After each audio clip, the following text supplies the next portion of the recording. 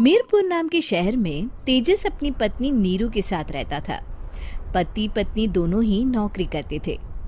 एक दिन तेजस गांव अपनी माँ के पास फोन करता है। हेलो, प्रणाम माँ। जीते रहो माँ, तुम दादी बनने वाली हो हैं? अरे वाह, ठीक है बेटा, मैं कल ही आती हूँ। जब माँ जी शहर पहुंची तो बेटे बहू ने बहुत अच्छे से स्वागत किया।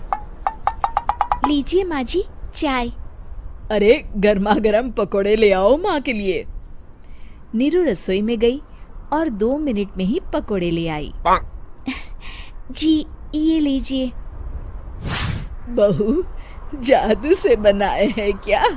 अभी तो रसोई में गई थी। यम्मी। माँ जी, शीला रसोई में पकोड़े तल रही है, मैं बस लेकर आई। हे भगवान, मेरा धर्म भ्रष्ट कर दिया तूने। अब तो गंगा जल से शुद्धिकरण करना होगा। दूसरे दिन, माँ जी मैंने नाश्ता बना दिया है, ऑफिस जा रही हूँ। पर अभी तो घर का सारा काम पड़ा है।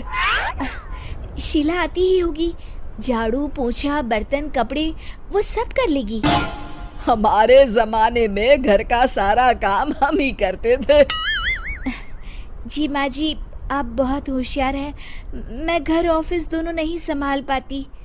तो जरूरत क्या है घर से बाहर जाकर चाकरी करने की? वैसे भी घर का काम खुद करने से घर में बरकत आती है, समझी? पर माँ जी। पर वर कुछ नहीं, इस महीने की पगार मिले फिर ऑफिस बंद है। हाँ। रात को नीरू तेजस से कहती है, सुनिए जी, माँ जी बोल रही थी कि मैं नौकरी छोड़ दूं।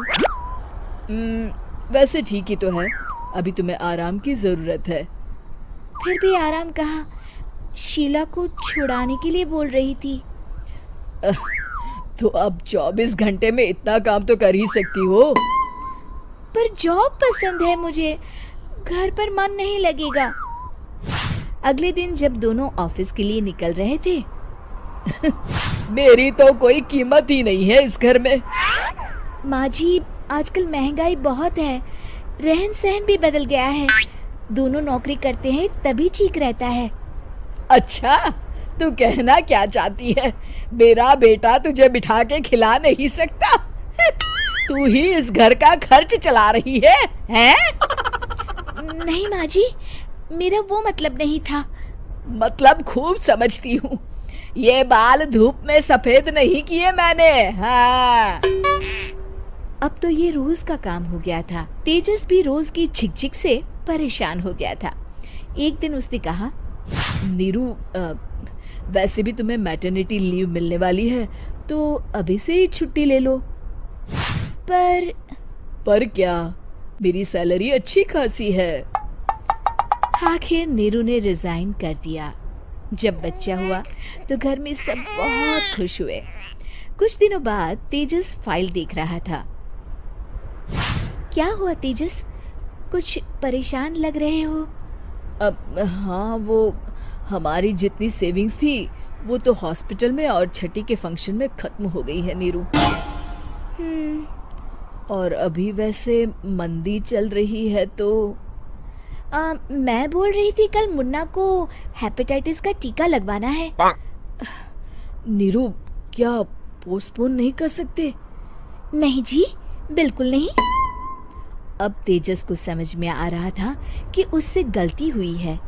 पैसों की कमी का असर घर के माहौल पर भी पड़ रहा था।